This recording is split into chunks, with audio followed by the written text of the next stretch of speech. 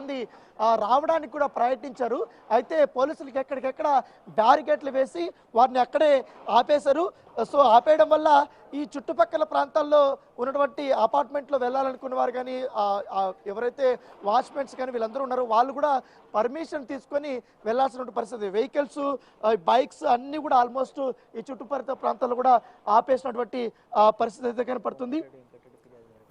రాణా ఉదయం నుంచి కూల్చివేతలు ఆల్మోస్ట్ సంబంధించి ఉదయం నుంచి కూల్చివేతలు స్టార్ట్ చేసినప్పుడు ఇప్పుడు దాంతో మంత్రి కోమటిరెడ్డి కూడా ఇప్పుడు నేను ఒక విజువల్ చూపిస్తాను. మంత్రి కోమటిరెడ్డి ఈ యొక్క నిర్మాణాలపైన ఇప్పుడు మనం చూస్తున్నటువంటి విజువల్స్ లో ఈ నిర్మాణాలపైన కూడా ఆయన ఫిర్యాదు చేశారు. ఆ ఫిర్యాదు మేరకు ఇప్పుడు వీటి కూడా డిమాలేషన్ చేయబోతున్నట్టుగా మనకు సమాచారం ఉంది. అఫీషియల్ గా కోమటిరెడ్డి వెంకటరెడ్డి రంగనాథ్ గారికి ప్రత్యేకంగా కూడా ఆయన ఒక మెసేజ్ పెట్టాడు. ఆ ఒక లెటర్ కూడా నేను చాలా క్లియర్ గా చూస్తున్నాను ఇప్పుడే. ఎందుకంటే ఎన్కన్వెన్షన్ ఎట్లా కూడా మీరు చర్యలు తీసుకున్నారు కాబట్టి దాని పక్కన ఉన్నటువంటి అన్ని అక్రమ నిర్మాణాలు కూడా మీరు వెంటనే కూల్చేయండి అంటూ కూడా ఆయన పెట్టినటువంటి పరిస్థితి కనపడుతుంది. దాని సారాంశాన్ని కూడా నేను చాలా స్పష్టంగా మనకు ఇక్కడ కనపడుతుంది. డిఆర్ రంగనాథ్ గారు అనేసి కూడా ఆయన రాసి ఆయన అఫీషియల్ లెటర్ ఈ యొక్క ఫిర్యాదు ఒక రాష్ట్ర మంత్రి, ప్రభుత్వంలో ఉన్నటువంటి మంత్రి ఈ యొక్క అక్రమ కట్టడాలు కూర్చామనేసి కూడా అఫీషియల్గా ఈ ఫిర్యాదు చేసినటువంటి సంఘటన. గతంలో ఏ మంత్రి కానీ, ఏ ఎమ్మెల్యే కానీ, ఏ ఎంపీ కానీ కనీసం సాహసించలేదు. కనీసం కేటీఆర్ని కలవడం కానీ లేకపోతే కేసీఆర్ని కలిసి ఇక్కడ అక్రమ కట్టడాలు వెలిసాయి మీరు చర్యలు తీసుకునేది కూడా చెప్పినటువంటి పాపాన పోలేదు. ఎందుకంటే చాలా డీటెయిల్గా చెప్పారు ఆయన.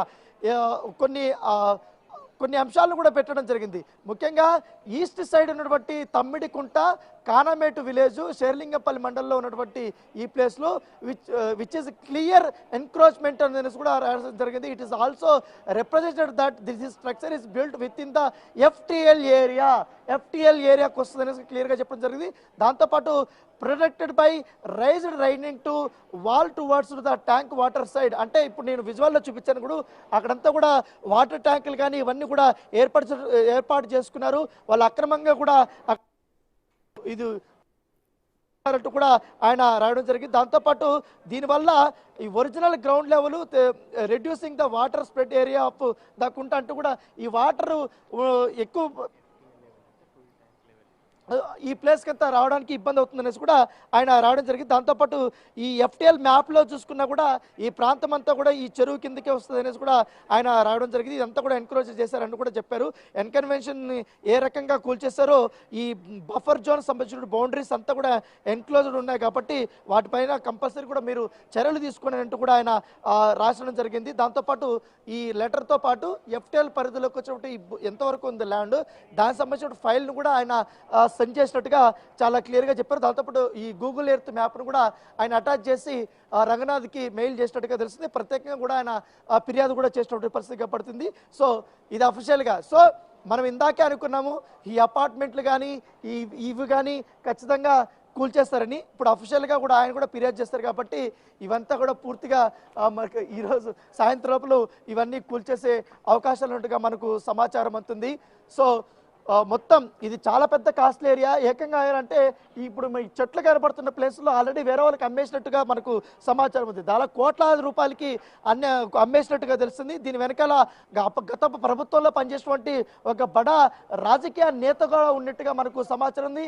ఆయన వెనకుండి తన మనసును ముందు పెట్టి ఈ రకమైనటువంటి పనులను చేపించినట్టుగా మనకు సమాచారం అవుతుంది. అశోక్ గారు, రాణా ఇప్పుడు ఉదయం నుంచి కూడా హైడ్రా బుల్డోజర్లు, ప్రొక్లైనర్లు వెళ్ళి కూల్చేస్తున్న సందర్భంలో ఎన్కన్వెన్షన్కి సంబంధించిన సిబ్బంది కానీ నాగార్జున కానీ ఏమైనా దాన్ని అపోజ్ చేయటం కానీ దాని మీద రియాక్ట్ అవ్వటం కానీ ఏమైనా ఉందా?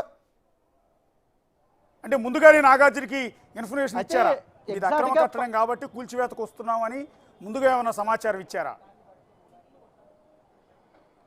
ఎస్ 2 రోజుల ముందే 3 రోజుల ముందే అధికారులు అఫీషియల్గా ఇక్కడ ఎందుకంటే ఫిర్యాదు వచ్చిన తర్వాత ఇది నిజంగానే ఎంతవరకు బఫర్ జోన్లోకి వచ్చింది, ఎంతవరకు చెరువు వీళ్ళు ఆక్రమించారనేది కూడా అధికారులు ఇన్స్పెక్షన్కి వచ్చారు.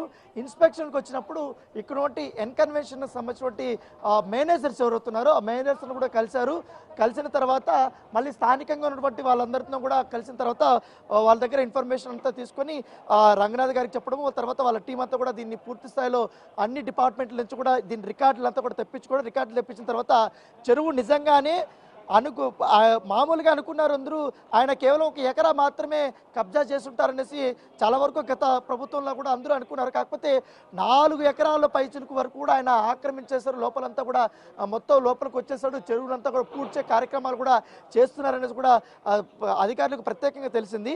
దాని తగ్గట్టుగా అవన్నీ చూసుకున్న తర్వాత ఈ రికార్డు పరిశీలించిన తర్వాత మొన్న వచ్చి అఫీషియల్గా అధికారులు ఇక్కడ ఉన్నటువంటి వీళ్ళకి నోటీసులు ఇచ్చారు. నోటీసులు ఇచ్చి నాగార్జున కూడా ఇన్ఫర్మేషన్ ఇచ్చినట్టుగా సమాచారం ఉంది.